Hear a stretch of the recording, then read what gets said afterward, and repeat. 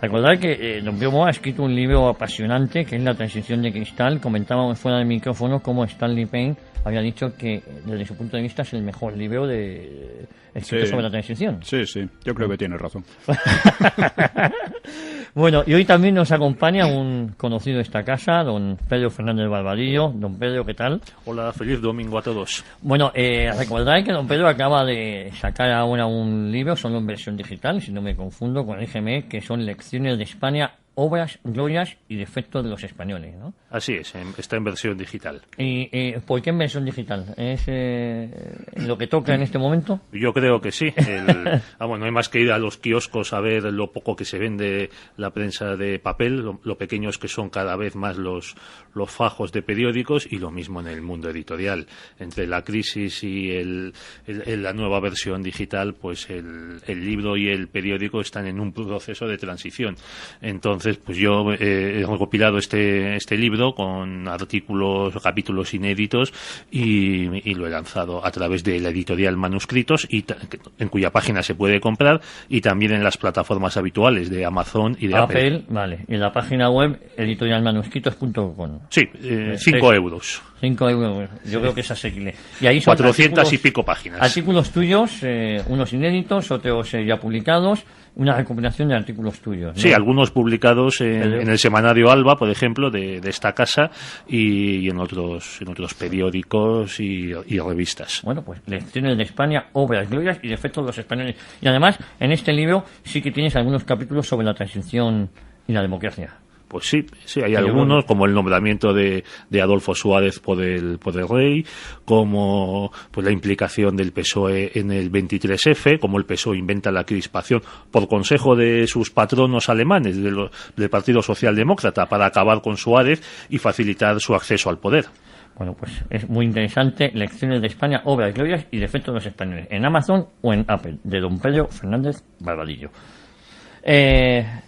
Don Pío Moa. Pues, la transición de cristal, uno de los libros con unas críticas también. Es un enfoque muy distinto de los que se han dado, ¿no? Realmente la transición es uno de los sucesos políticos más importantes del siglo XX español. Yo creo que el más importante después de la Guerra Civil. Y es curioso cómo durante decenios la transición ha sido ensalzadísima por derechas, izquierdas y nacionalistas. Durante decenios, ¿no? Como el paso a la democracia y a la reconciliación de los españoles. En cambio, desde hace unos años, las izquierdas y los separatistas denigran la transición. Básicamente porque quieren ir más allá, por una parte, y porque proviene del franquismo, lo cual es cierto, como veremos, ¿no? Pero claro, esto es lógico, porque la ley de memoria histórica, al deslegitimar el franquismo, deslegitima implícitamente todo lo que viene del franquismo.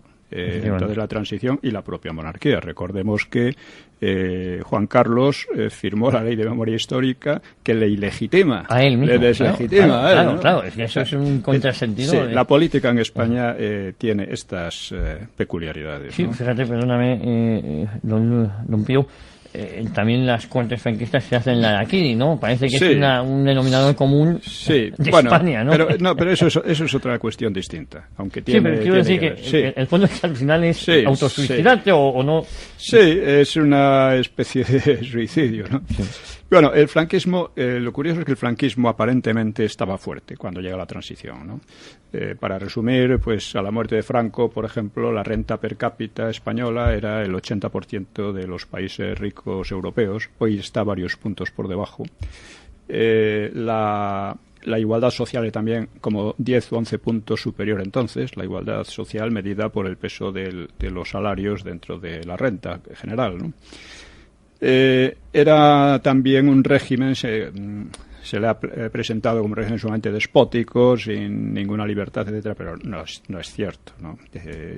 Cualquiera que lo recuerde, y en cualquier caso basta consultar las hemerotecas, puede ver, por ejemplo, cómo había prensa procomunista, prensa además bastante difundida, como Triunfo y Cuadernos para el Diálogo, que había prensa incluso proetarra, no abiertamente, pero que estaba constantemente saboteando la acción de la policía contra la ETA. los libros de Marx y Engels, de Marcuse, bueno, se encontraban se fácilmente, vendían vamos. normalmente con toda legalidad, etcétera, ¿no? Es decir, había además incluso editoriales dedicadas a publicar libros marxistas sistemáticamente. Perdón, era más fácil encontrar libros marxistas de la escuela de Frankfurt o de Fidel Castro, del Che Guevara, que encontrar las obras completas de José Antonio. Hombre, esa era casi imposible encontrarlos. Pero efectivamente eso era el franquismo. Es decir, era un régimen que parecía muy fuerte. No tuvo nunca oposición democrática. La única oposición real fue comunista o ¿no? terrorista, o las dos juntas, que tenían poco apoyo popular. Eso es verdad, ¿no? Los presos eso se ve viendo los presos políticos que quedan liberados en las amnistías de la transición. Sí, no llegan a 300 y ninguno es demócrata. Son Todos son comunistas o terroristas o cosa por el estilo, ¿no? Pero entonces se produce una identificación entre democracia y antifranquismo. Con lo cual, aquí los más demócratas eran la ETA y los comunistas. Efectivamente. Una de estas cosas extravagantes que están constantemente presentes en la política española. Que se sigue viviendo de esas rentas. Se sigue viviendo de esas rentas. Entonces, la primera pregunta que trataremos era aquí, ¿por qué el franquismo, que es fuerte en apariencia, deja de ser? ¿Y cuándo empieza el proceso? Podemos empezar con esta Pues yo creo que esa pregunta en el aire, don Pedro, es importantísima, ¿no? Es por qué un régimen aparentemente fuerte, como es el franquismo, deja de serlo e inicia este camino, por decirlo de alguna manera, de autodestrucción del propio régimen, ¿no? Pero si es que el propio Franco estableció que su régimen era una transición, era hacia una nueva situación. Sí mismo un accidente en la historia, en alguna declaración. Sí, bueno, en el año 48, con la ley fundamental del reino, ya se establece que España es una monarquía, y eso sí, en la que Franco ejerce como una especie de regente, y que él será el que proponga a las Cortes instauradas en el año 43, Cortes orgánicas, por eso digo instauradas, un candidato a su sucesión como a título de rey. Y esto se produce pues en el año 69, y a partir de ese momento, cuando Juan Carlos de Borbón y Borbón es nombrado príncipe de España, y él acepta y jura los principios fundamentales del movimiento, cuando en mi opinión se puede decir que empieza la transición. Incluso posteriormente los gobiernos que forma Garrido Blanco son gobiernos con permiso, con consulta al príncipe Juan Carlos, para ir creando un ambiente favorable en el país a la restauración de una monarquía que, seamos sinceros, en ese momento tenía muy pocos apoyos. En uno de estos gobiernos también entra Adolfo Suárez como alto cargo en el Ministerio de Información y Turismo, como director general de Radio y Televisión Española. Incluso Garrido Blanco dice un momento a Alfredo Sánchez Bella, cuando le presenta el nombre de Suárez para director general de Radio y Televisión Española, le dice: no, este no es mi candidato, dice Sánchez Bella, y dice: bueno, es lo único que me ha pedido el príncipe. O sea, los planes ya eran muy anteriores. Sí. Yo creo que hay una causa más profunda, y que casi nunca se habla de ella, y es el Concilio Vaticano II. Eso es. Realmente hay que tener en cuenta, en ese momento el régimen se vacía ideológicamente. Sí. O sea, Franco había pensado en un régimen que iba a superar al liberalismo y al comunismo, ¿no? O sea, lo que conocemos como nacionalcatolicismo. No exactamente, aunque sí, es en gran parte eso de nacionalcatolicismo es un cuento, es el catolicismo, sin más. La confesionalidad del Estado. Eso es. Entonces, su régimen se proclama católico. Todas las familias del régimen se proclaman católicas, tanto la Falange como los carlistas, como los monárquicos, como la propia Iglesia, claro está, y dependientes de ellos, etc. Los tecnócratas, muchos. Los tecnócratas son todos de Opus Dei, de la obra. Opus Dei, gran parte de ellos. La Asociación Católica de Propagandistas. Exactamente. Todos ellos conforman el núcleo ideológico e intelectual del régimen, que Franco quería que perdurase. Por eso Juan Carlos jura los principios del movimiento, ¿no? Entre ellos el Fuero de los Españoles, que es como la constitución del franquismo, ¿no? Entonces, después del concilio, claro, el definirse como católico el régimen en cierto modo fue un suicidio, porque en un momento dado la Iglesia cambia de rumbo esto lo explico también bastante en la Transición de Cristal porque es muy importante, cambia de rumbo, decide que, va en contra de los estados confesionales y no solo eso, la cosa va mucho más allá, a una oposición directa al franquismo. Es decir, una gran parte de la Iglesia se pone a apoyar a los comunistas, comisiones obreras, al propio Partido Comunista. Al PNV en las provincias vascas. Sí, pero el PNV apenas tenía presencia entonces. Bueno, era muy poca cosa entonces. A la ETA. A grupos terroristas, también en Cataluña, a los separatistas en general, Cataluña también. Se pone a apoyar a todos aquellos que habían casi exterminado a la Iglesia en los años 30. Pero hay una cosa que quiero leer porque es significativa. En 1971, una asamblea de obispos y sacerdotes en Madrid exigió abolir el concordato del 53, etcétera, ¿no? Decía que aspiraban a la reconciliación de todos los españoles, que era algo imposible y además innecesario, porque la gran mayoría estaba reconciliada desde tiempo atrás, y la prueba es que la oposición al franquismo era de tipo comunista o prácticamente era insignificante, ¿no? Y decía además, queremos una convivencia cívica en la que no se mantengan el odio, la discordia y el enfrentamiento, sin precisar que las actitudes más cargadas de odio y de enfrentamiento correspondían sin duda a los marxistas y terroristas, a quienes muchos eclesiásticos daban cobertura. La crítica de la Asamblea llegaba retroactivamente hasta la Guerra Civil. Una moción votada por la mayoría rezaba: pedimos perdón porque nosotros no supimos en su tiempo ser verdaderos ministros de reconciliación en el seno de nuestro pueblo, dividido por una guerra entre hermanos. Frases así parecían al gobierno una inaudita aberración e hipocresía, pues ponían en el mismo plano a los sañudos perseguidores de la Iglesia y a sus salvadores, porque quienes salvaron a la Iglesia fueron los franquistas, los salvaron del exterminio literalmente. Y dado que pedir perdón a sus salvadores carecía de sentido, la petición de perdón solo podía dedicarse a sus perseguidores. Es decir, la Iglesia pedía perdón a quienes la habían casi exterminado.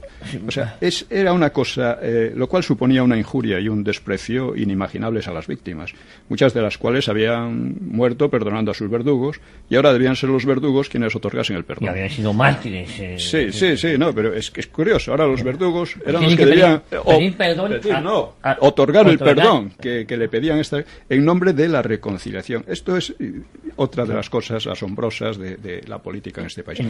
Entonces, cuando la Iglesia se pone al margen o en contra del franquismo, el franquismo pierde su fundamental pilar ideológico.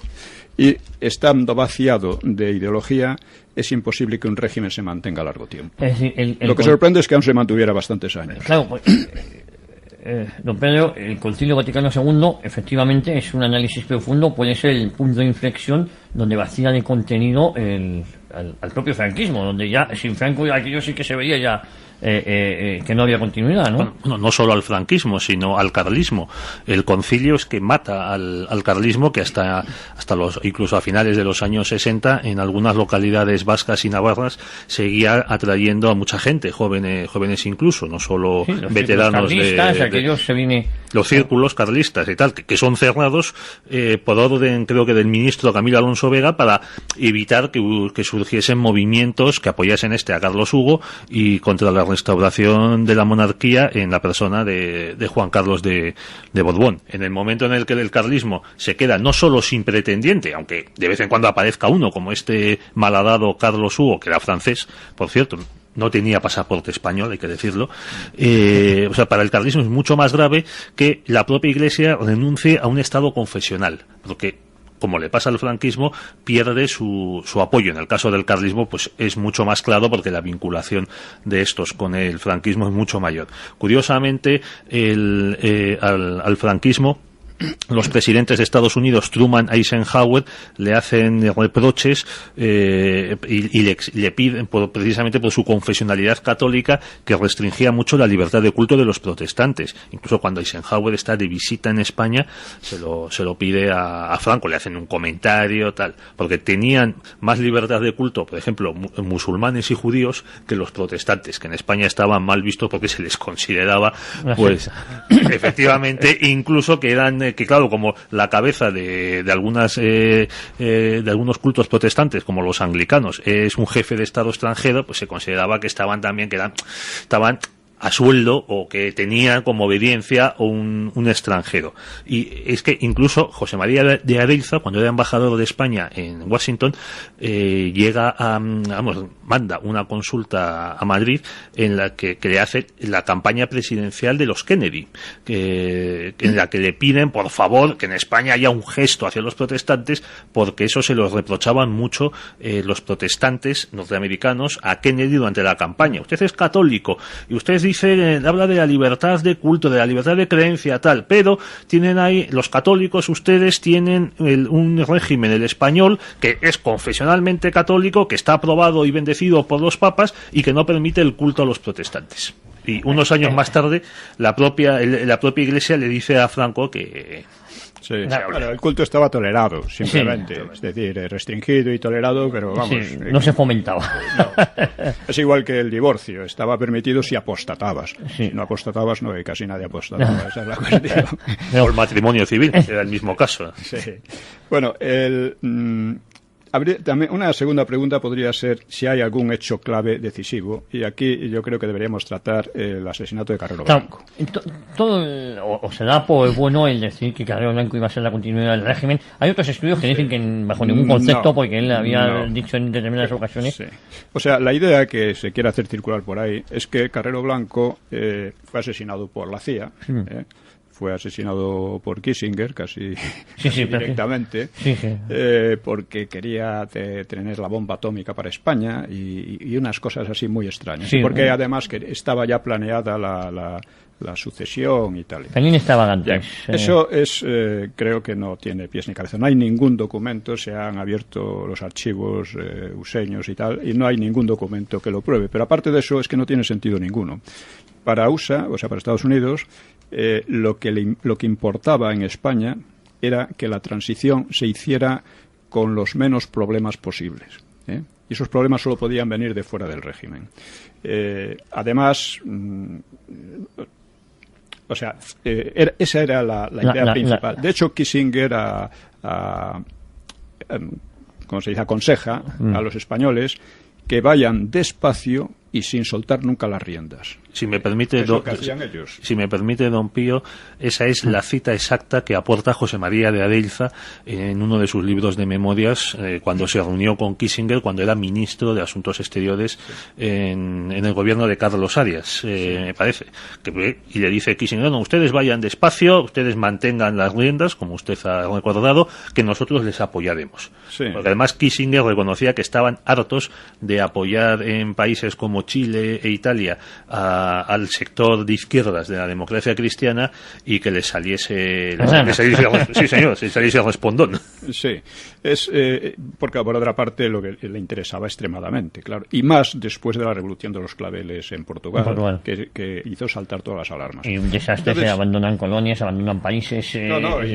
Ahí se crea una situación que casi lleva a la guerra civil en Portugal, ¿no? Además, es que habría sido tremendo un triunfo comunista en Portugal, porque Portugal era miembro de la OTAN. Claro.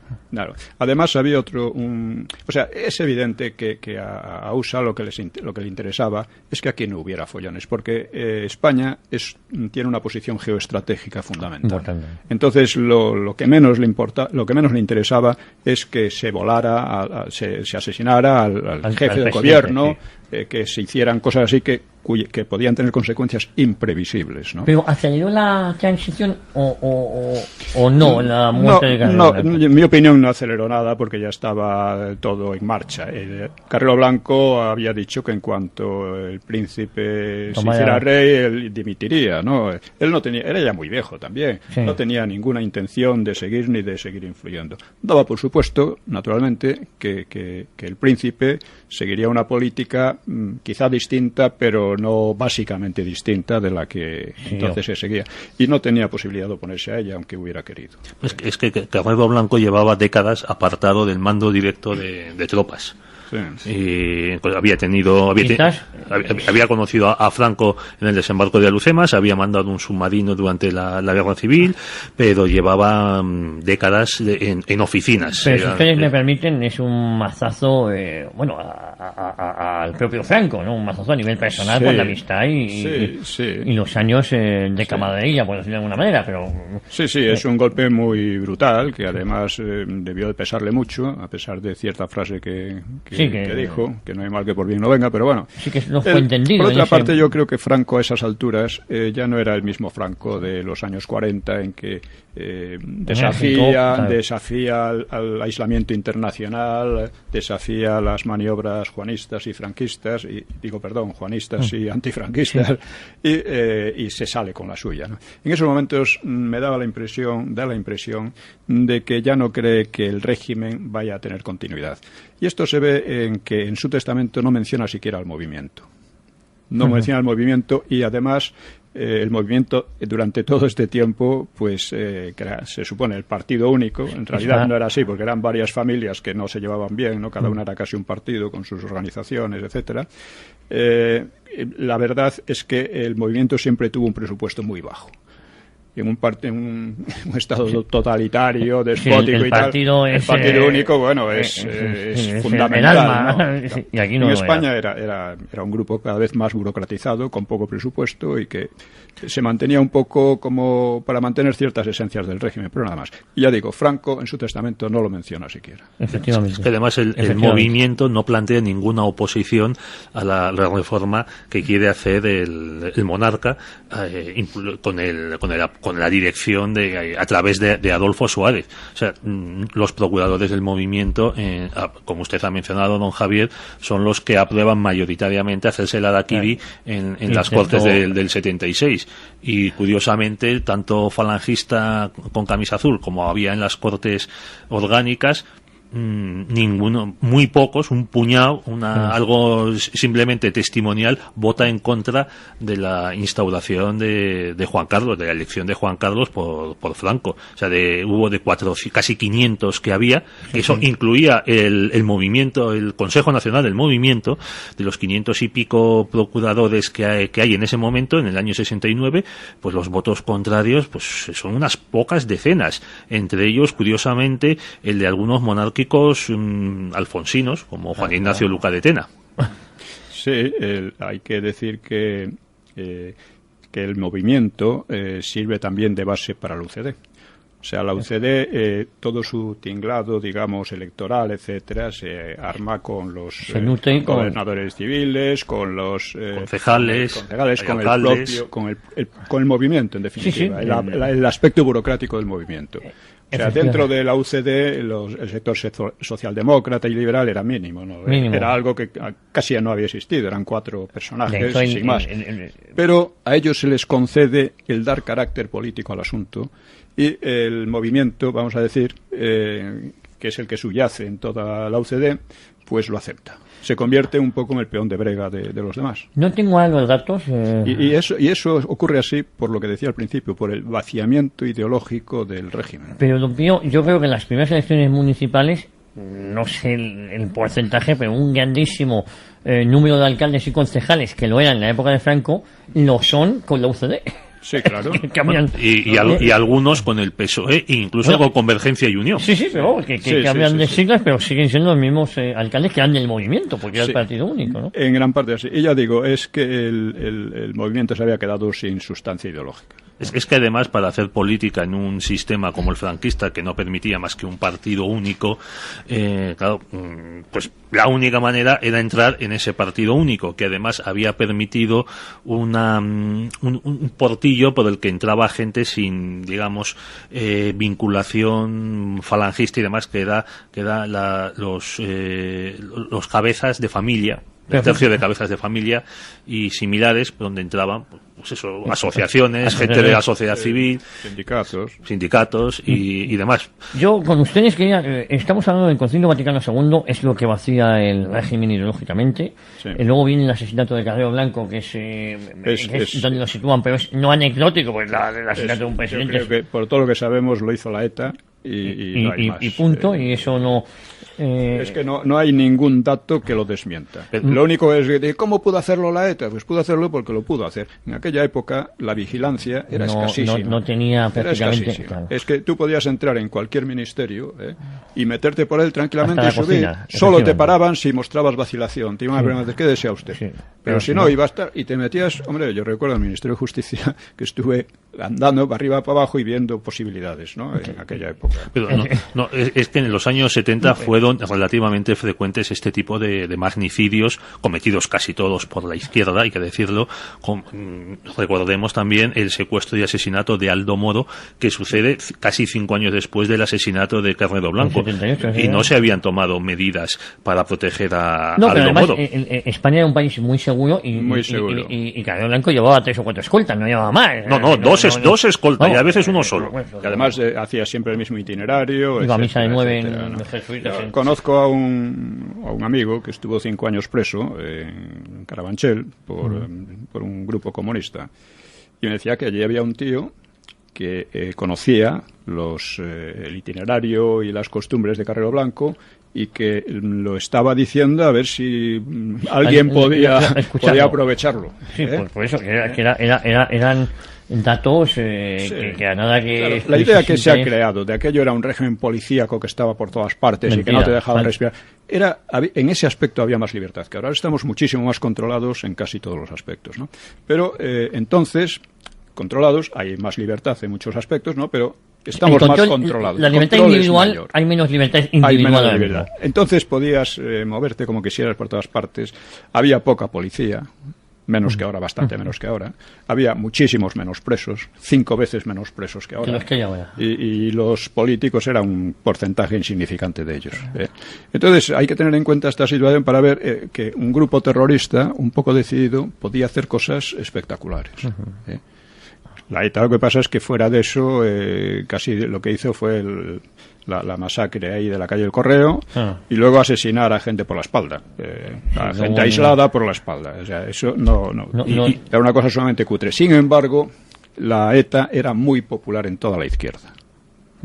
Eran vistos como unos libertadores, como una... Bueno, es que en el atentado de la calle del Correo, nunca reivindicado por ETA, aunque todos sabemos que lo cometió esta banda, contó con la colaboración de gente del Partido Comunista, como Genoveva Forest. Sí. Y Sastre. No, Sastre no. El marido es Alfonso Sastre. Pero la detenida fue ella, que puso varios pisos francos del PC en Madrid y alrededores a disposición de los asesinos. Sobre eso hay varias versiones. Una que efectivamente eran disidentes del PC, porque eran gente radicalizada en el PC que no estaba de acuerdo con la política que llevaba Carrillo, que eso había unos cuantos. Y otra que habría sido una maniobra conjunta. Pero me extraña, porque el asesinato de Carrero Blanco coincidió con el proceso 1001, que era el proceso contra Camacho y comisiones obreras, y que le habían hecho una campaña gigantesca en toda Europa de apoyo a comisiones, etcétera. Y lo de Carrero Blanco les echó por tierra totalmente la campaña. Entonces es difícil hacerse una idea clara. No, es que incluso en la cárcel en la que estaban los juzgados por el proceso 1001 se llegó a temer que hubiese habido una venganza de los duros del régimen y que hubiese habido incluso, hay quien dice, algunos dicen, no, es que teníamos hasta una noche de los cuchillos largos. Don Pío, más cosas, más claves de esta transición. Bien, la clave principal, creo ya la hemos dicho, la más claves, pues ahora entraremos en ello, ¿no? Pero quizás sea interesante plantearse otra cuestión ahora, y es el carácter de la oposición y la cuestión de la reforma y la ruptura. Usted siempre ha mantenido que la oposición al franquismo jamás fue democrática. Fue o bien terrorista o bien por parte del Partido Comunista, que en ningún momento... La oposición efectiva. Efectiva. Por supuesto. Había otro tipo, vamos a decir, de oposición que surgió después y que resulta que estaban prosperando dentro del régimen franquista como funcionarios, etcétera, y que de repente, años después, resulta que eran unos antifranquistas feroces, como Ángel Viñas. Sí, o Francisco Fernández Ordóñez. O Cebrián, o qué sé yo, ¿no? Sí. O sea, todos estos eran prácticamente funcionarios del régimen. Estaba o el juez ese que anda por ahí, tan Martín Parín. O el fiscal del franquismo, Carlos Jiménez Villarejo. Exactamente. Todos estos son casos típicos de la pseudo-oposición democrática. El franquismo, esta gente podía... O sea, el franquismo en ese aspecto era muy liberal, aunque parezca lo contrario, de tal manera que, por ejemplo, Tamames, que todo el mundo sabía que era comunista, pues era funcionario, ganaba oposiciones, era muy popular, etcétera. Estaba en la facultad, si no me equivoco. Sí, y quien dice Tamames, pues dice Castilla del Pino, dice Manuel Sacristán, dice toda una serie de personajes que todo el mundo sabía que eran comunistas y estaban ahí. Y esos que podían molestar, pues bueno, todavía eran permitidos. Pero estos otros, tipo Ángel Viñas y otros que hemos visto, es que estos no molestaban nada. Recibían cargos. Ángel Viñas tuvo un cargo de cierta relevancia en Alemania y por ahí. Y estaban tan contentos, al parecer. Nadie supo jamás que eran enemigos feroces del franquismo. Hasta después. Después sí. Si ustedes me permiten, vamos a hacer una brevísima pausa, muy breve, 1 minuto, no se mueva nadie. Continuamos aquí en Cita con la Historia con don Pío Moy y con don Pedro Fernández Barbadillo. Quedaría para muchísimos programas, ¿no, don Pío? Sí, ciertamente. Hay una cuestión en la que vamos a entrar ahora, que es... hablábamos del carácter de la oposición y la cuestión de la reforma y la ruptura, pero el franquismo se plantea un problema. Aquí tenemos dos enemigos peligrosos. Uno es el Partido Comunista y otro es la ETA. ¿Cómo neutralizarlos? Para neutralizar al Partido Comunista, el PSOE. Y para neutralizar a la ETA, el PNV, incluso los separatistas catalanes. Que era un maquiavelismo de 3 al cuarto, ¿no? Pero sobre esto creo que Barbadillo nos puede explicar más, sobre todo la relación entre cómo el PSOE fue resucitado, reinventado o lo que sea, ¿no? Yo don Pedro, le quería preguntar a usted, esa vinculación del PSOE con el SPD alemán, ¿no?, de Willy Brandt, esa amistad que tuvieron luego, como Felipe González adjuda del marxismo. Yo creo que es un movimiento táctico e inteligente. No. ¿O no adjuda? Nunca se abandonó el marxismo, solo en algún aspecto. Sigue como método de científico y económico, de análisis de la sociedad y cosas por el estilo, ¿no? O sea, pues importante esa puntualización, porque siempre se dice que en el Congreso famoso de Suresnes... eso fue después. El Congreso del 79. Sí, ahí... creo que es el 28 y medio, creo que le llaman. Él hace amago de dimitir, o dimite, pero se crea una gestora que preside José Federico de Carvajal. Sí. Luego fue a la sazón nuevo presidente del Senado, si no me equivoco. Sí. Al contrario, el PSOE sale a la palestra mucho más radical que el PC. Pero claro, ahí estamos hablando del carácter de la oposición. Hemos hablado que en la mayoría de la oposición la efectiva fue comunista y poco democrática, incluso terrorista. Pero, don Pedro, esa vinculación del PSOE con el SPD alemán, ¿es para quitarle alas al Partido Comunista, por ejemplo? Pues efectivamente, en el año 71, por ejemplo, o sea, vamos a ver, comprendamos la nula importancia que tenía el PSOE en los últimos años del franquismo. O sea, la única oposición, como hemos dicho varias veces, era en toda España, era el PC, con una sucursal en Cataluña que era el PSUC.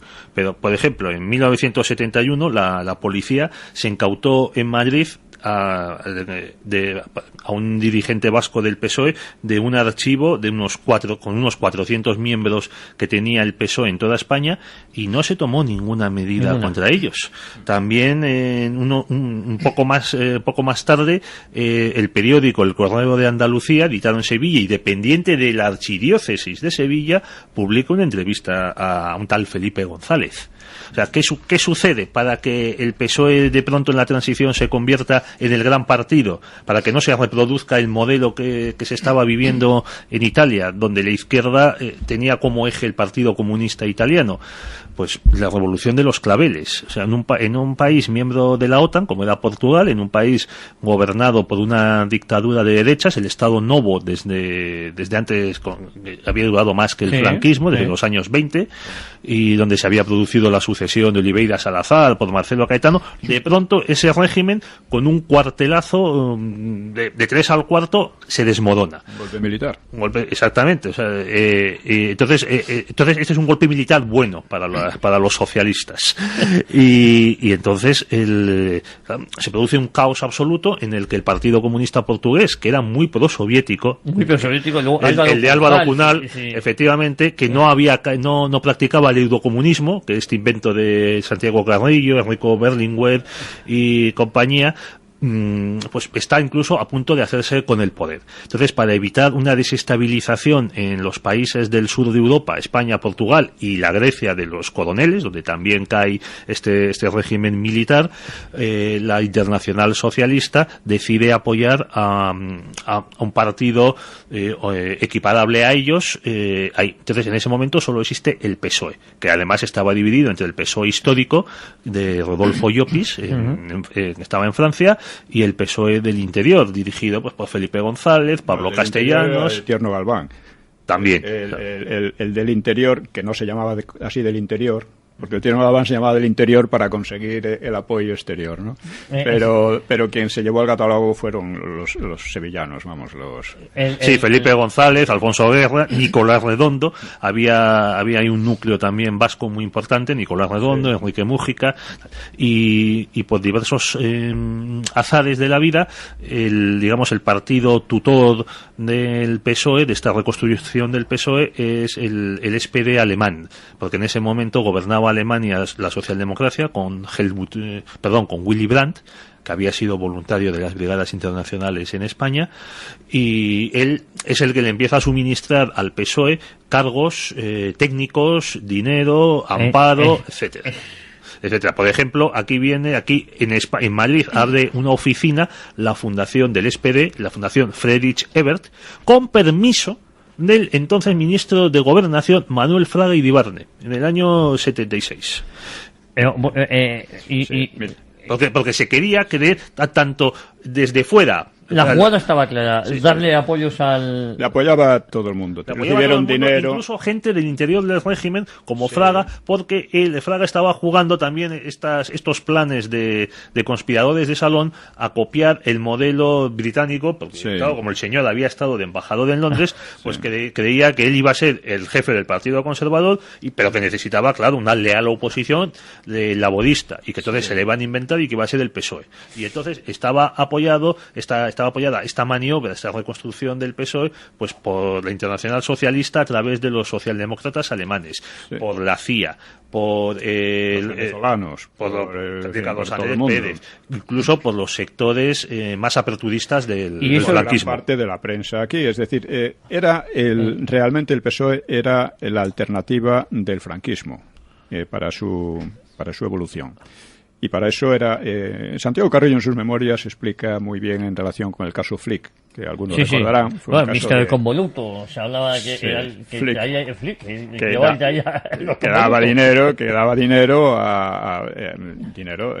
en fin, negro, como se quiera llamar, una pura corrupción, pues al PSOE. Entonces hubo una comisión de investigación en el Congreso que luego se eliminó porque hubo elecciones y la cosa quedó olvidada. Y Carrillo dice, pregunté al señor Brauchitsch, que era el representante de Flick en España, le dije, vamos a ver, su padre o su abuelo, no recuerdo, fue jefe del Estado Mayor de Hitler. Y el señor Flick fue condenado como criminal de guerra en el juicio de Nuremberg. Entonces, ¿cómo es que ustedes apoyaban un partido de izquierdas como el PSOE? Dice, von Brauchitsch respondió inmediatamente, se trataba de cerrar el paso a los comunistas, y el PSOE era el partido adecuado para eso. Es así, las cosas son así, ya digo. Y realmente el PSOE salió a la palestra en plan mucho más radical que el PC. El PC conocía sus fuerzas, que eran pocas, y sabía que tenía que ceder en casi todo, porque lo que se planteaba era que quedara en la ilegalidad, que era lo que quería Fraga, por ejemplo. Y Felipe González.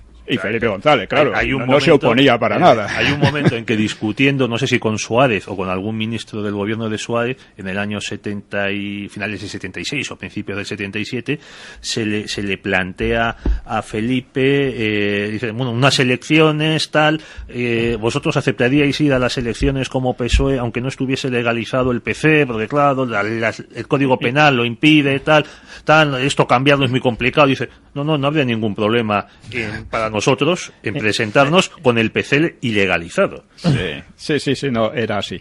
La cuestión es que el PC le tenía mucho miedo, porque creían que tenía más fuerza de la que realmente tenía. El PC era la única oposición que tenía fuerza sindical en comisiones, tenía en todas las ciudades militantes, círculos, tenía influencias indirectas, como en la Asamblea Catalana, que había sido montada por los comunistas, y en otros organismos y tal. Entonces le tenían realmente mucho miedo. Carrillo, que sabía que la cosa no era para tanto, estaba dispuesto a llegar a la legalidad como sea. Y para eso dijo, aceptamos la monarquía, aceptamos la bandera, aceptamos la economía de mercado. Aceptaban todo. Mientras que el PSOE llega diciendo que no, que lo que querían era una economía autogestionaria, al estilo yugoslavo, que el derecho de autodeterminación para las nacionalidades. El PSOE era mucho más radical. Mucho más radical. Lo que pasa es que nadie se lo tomaba muy en serio. Pero se consideraba que tenía que hacer eso para atraerse a los votos del PC. Que no eran tantos, ¿no? Y en el fondo nadie se lo creía también. Pero la verdad es que el PC fue moderado en ese momento y el PSOE fue extremadamente radical, extremista. Entonces, entre unos y otros, cada uno forma su tinglado. Uno era la Junta Democrática dirigida por los comunistas, ya tiene gracia, ¿no? Y el otro, y además en la que había grupos marxistas-leninistas, etcétera, como lo sabía también en la, ¿cómo se llamaba la otra? La plataforma democrática que se monta en torno al PSOE, ¿no? Y que era una amalgama de gente, de demócratas no tenía nada, ninguno. El PSOE nunca había sido demócrata y seguía sin serlo, obviamente. Y yo creo que sigue sin serlo. Y yo creo que ha sido una especie de, en fin, de... Y luego, lo que pasa es que han hecho un marketing muy bueno con aquello de los 100 años de Honradez. ¿De dónde salen? Eso lo hicieron muy bien. Y además nadie se lo opuso, porque hay un problema en la política española y es la ignorancia de la historia. La ignorancia de la historia hace que la experiencia no sirva para nada. Se vuelve a lo mismo como si no hubiera pasado nada. Oiga, que han pasado cosas muy graves y que los separatistas son separatistas, no son demócratas ni van a aceptar esto más que provisionalmente porque son débiles, que el PSOE y los comunistas no son, etcétera, ¿no? Entonces, sí me gustaría luego, ¿por qué un libro llamado La transición de cristal? ¿O por qué el de cristal esta transición? Bien, hay que decir que el título es poco afortunado y la portada también es poco afortunada, pero creo que el contenido es bastante mejor. El título, buscarle un título. Cristal quizás en el sentido de frágil, pero no ha resultado ser tan frágil, ¿no? Llevamos 40 años. Bueno, frágil para lo que nos vendieron, sí, porque han cambiado todos aquellos principios que nos vendieron de hermanamiento y todo se ha venido abajo. Sí, bueno, el caso es que efectivamente se plantea, por una parte, la reforma. Es decir, hay dos personajes que intentan desde pronto una transición. Uno es Fraga Iribarne y otro es Torcuato Fernández Miranda. Fraga Iribarne planteaba una transición a la inglesa, vamos a decir, en que simplemente no hubiera una constitución, que simplemente se empezaran a permitir los partidos, que hubiera las libertades propias de una democracia liberal, pero sin entrar en grandes proyectos, constituciones, demasiadas leyes y demás. Esta era además la oposición, aunque estaba cabreada, estaba dispuesta a apoyarla porque sabía que era débil. Quizás hubiese sido... Sí, podría haber sido bien. Pero era la oposición de Fraga. Fraga era un personaje que parecía con mucho carácter y demás, y el rey quería la transición del rey. Y quien le iba a servir esa transición era Fernández Miranda. Torcuato Fernández Miranda. Sí, señor. Cuidado. Allí se crea una situación, y es que... Fernández Miranda era una persona con cultura, y con cultura histórica. Suárez, por ejemplo, no tenía ninguna. Entonces, Torcuato plantea lo del harakiri de las Cortes y un referéndum para aprobar la ley de reforma como una ley fundamental más, lo cual era falso. Pero bueno, es igual. Básicamente era de la ley a la ley. A la ley. De la legitimidad franquista a la legitimidad democrática. Ese era el plan, cosa que la oposición no aceptaba de ninguna manera. Torcuato Fernández Miranda, además, era muy claro. Decía, la oposición solo aceptará esta reforma si se sabe débil. Y se sabía débil. Y procuró que se diera cuenta de que era débil. Llega el referéndum de diciembre de 1976 y gana la reforma, o sea, a pesar de toda la oposición, a pesar del secuestro de Oriol Villascusa por el Grapo, etcétera, a pesar de eso, todo gana el sí por gran mayoría, una mayoría mucho mayor que la Constitución. También, no hay que olvidar eso. Es decir, que la gente quería un cambio, pero de la ley a la ley, sin romper, sin una ruptura. Continuidad. Exactamente, una continuidad sui generis. Mientras que la oposición, el PSOE, el PC y todos ellos, todos los demás, lo que querían era lo que llamaban la ruptura. La ruptura significaba la condena radical, lo que han hecho ahora con la ley de memoria histórica, condena radical al franquismo y enlazar la democracia con el Frente Popular. Nada menos, pasando por encima de 40 años. 40 años que habían sido muy fructíferos. Hay que tener en cuenta además otra cosa. Una democracia no se puede improvisar. Para que una democracia funcione, tiene que haber una base ideológica común, de patriotismo, de respeto a las leyes, a las elecciones, etcétera, y tiene que haber además, o sea que los partidos no pueden ser demasiado radicales, porque, vamos, pueden serlo, pero si cobran fuerza, se rompe. Y además tiene que haber una base de cierta cultura y de cierto nivel económico. Y todo eso es lo que consiguió el franquismo. El franquismo consiguió, primero, la reconciliación, porque efectivamente ya en los años 40 el maquis fracasó porque no tuvo apoyo entre la gente. La gente no estaba por la labor, estaba reconciliada básicamente. Unos porque se sentían muy franquistas y otros porque que habían sido del Frente Popular, porque no querían volver al Frente Popular. Lo habían conocido, habían visto lo que daba de sí y no querían eso. Entonces, había la reconciliación, había una prosperidad muy fuerte, ya dijimos antes, el 80% de la renta per cápita de los países más ricos, y había además pues una situación en que ni la oposición, la izquierda eran muy débiles, y los separatistas eran muy débiles. Por lo tanto, se podía haber hecho una transición muy bien. Pero haciendo caso de la historia, ¿no? Pero a partir del referéndum del 76, Suárez debió de considerarse ya un genio de la política, dejó de hacer el menor caso a Torcuato Fernández Miranda, se opuso a la Constitución que se hizo luego y murió en Londres, y Suárez no fue siquiera a su funeral. Y no se opuso a la Constitución. Sí. Y no la votó, que estaba en contra de todo lo que estaba pasando, ¿no? Porque veía que Suárez estaba haciendo, en lugar de hacer que se sintieran débiles los otros, los estaba fortaleciendo, los estaba convirtiendo en verdaderas fortalezas. Y el rey... y el rey estaba ¿por qué apoya la peor de las soluciones? El rey también es un hombre como Suárez muy superficial, con una cultura muy superficial, que no ha leído un libro en su vida, según dicen, no sé. Y realmente, pues, él lo que quería era lo que ha habido. Pero, en fin... Pello, don Pello. Hombre, tenemos diversos testimonios que aseguran que que la monarquía partía del principio de que para asentarse tenía que ganarse la izquierda, que es también lo que quería este genio. Yo no puedo estar de acuerdo con que Torcuato Fernández era tan inteligente, porque él mismo decía que es una idea que inculcó en su aparente pupilo, que luego se revela contra él, Juan Carlos, que la monarquía, para prosperar y arraigar en la España de finales del siglo XX, tenía que hacerse amable, agradable a la izquierda, porque los votos de la derecha, el apoyo de la derecha lo iba a tener siempre consigo. Entonces, eso... Pero fíjate, en eso no se equivocaba, porque el Partido Popular en la actualidad cuenta o da por según una serie de votos Sí.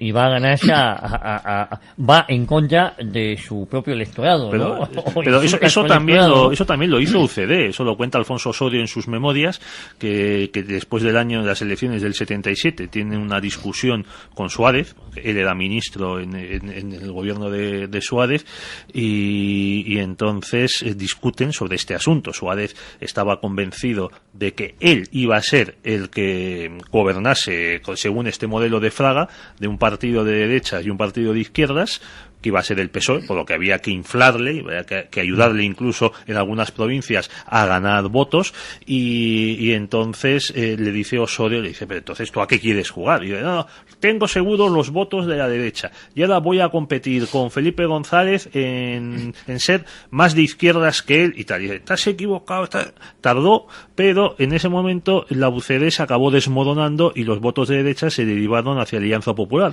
Lo que pasa es que en este momento, en 2014, como a la derecha del PP de momento parece que no hay nada, difícilmente puede pasar un movimiento similar. Pero fíjese, yo creo que vamos a ver, que pues, evidentemente la reforma no se podía hacer sin admitir a partidos de izquierda, incluso claro, a los nacionalistas, pero procurando siempre mantenerlos a raya, por así decir, mantenerlos dentro de las normas democráticas que nunca han aceptado y que nunca han cumplido, porque una característica de todos estos años es que las leyes no se han cumplido nunca. Es más, que las exigencias democráticas como la independencia judicial y otras no se han cumplido nunca, y que ha habido una corrupción tremenda, ¿no? Pero es que uno de estos elementos que se introduce desde el gobierno en las discusiones, por ejemplo, lo que queda de las Cortes Orgánicas del franquismo hasta el referéndum del 76 es el asunto de la ley electoral, que está en esta ley de reforma política, y entonces los procuradores que ya estaban agrupados en Alianza Popular, que existía como agrupación, insisto, de procuradores, eran partidarios de una ley electoral mayoritaria, estilo, vamos, con distritos uninominales y tal.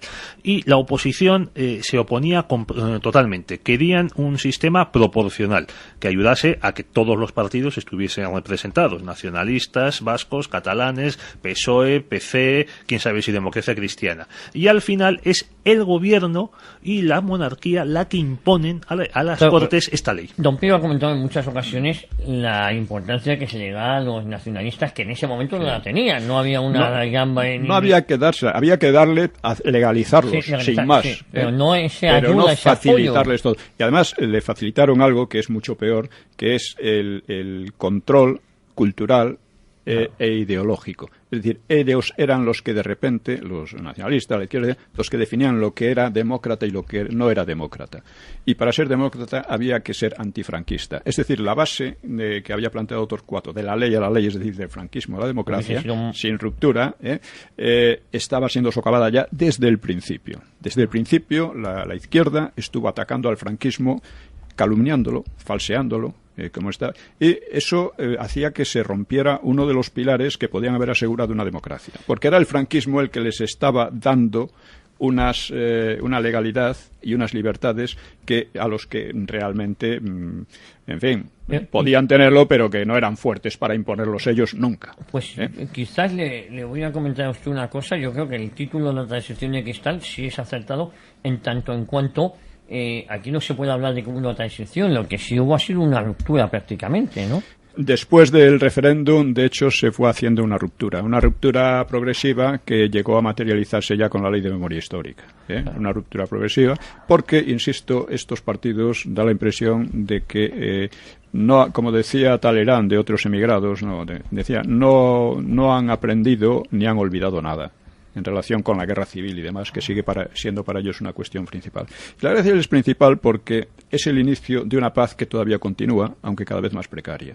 Y como hemos dicho otras veces, los grandes peligros para la democracia, que han sido el terrorismo, la connivencia con el terrorismo, la enorme corrupción que ha habido, el ataque a la independencia judicial, los propios separatismos, todo eso vienen del antifranquismo, vienen de esta alianza entre izquierdas y separatistas que ha sido constante en España desde los años 20, incluso antes. A pesar de que algunos de ellos, por ejemplo, partidos conservadores como Convergencia, había una alianza, por decirlo de alguna manera, antinatura, unidos por un elemento común que era primero la separación, ¿no? Sí, o sea, es que el CIU ya desde el principio planteaba aquella consigna: primero paciencia, después independencia. Y ahora la consigna es: se nos acabó la paciencia, queremos independencia. Esta es.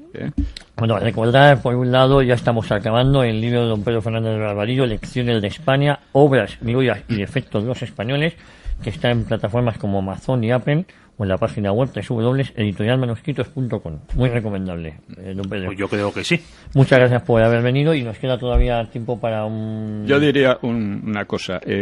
La transición habría requerido un estadista con una clara visión, que no eran ni Suárez ni el rey, y que, como no fue así, cayó en manos de unas personas que no tenían conocimiento de la historia ni ideas claras en ningún sentido, ni formación democrática tampoco, pues el resultado ha sido una democracia muy endeble, muy deslegadora y muy corrupta. Muy correcto. Don Pedro, ¿quería usted apuntillar alguna cosita más? Muy rápido, no nos queda tiempo. Pues sí, enseguida. La transición ha sido durante 20 y tantos años pues la gran bandera de la izquierda española. Qué generosos han sido los de izquierdas que nos han perdonado la vida a los de derechas, y sin embargo, de un tiempo a esta parte, la izquierda, encarnada en Zapatero y ahora en Podemos, que podemos decir que es una especie de hijo putativo de Zapatero, han decidido prescindir de ella. Y hablan de transacción. Entonces, pues bueno, no ha habido tiempo para más. Yo creo que un programa apasionante, don Pedro, don Pío. Nos escuchamos Dios mediante el próximo domingo. El próximo domingo hablaremos de cuándo España se hizo una nación.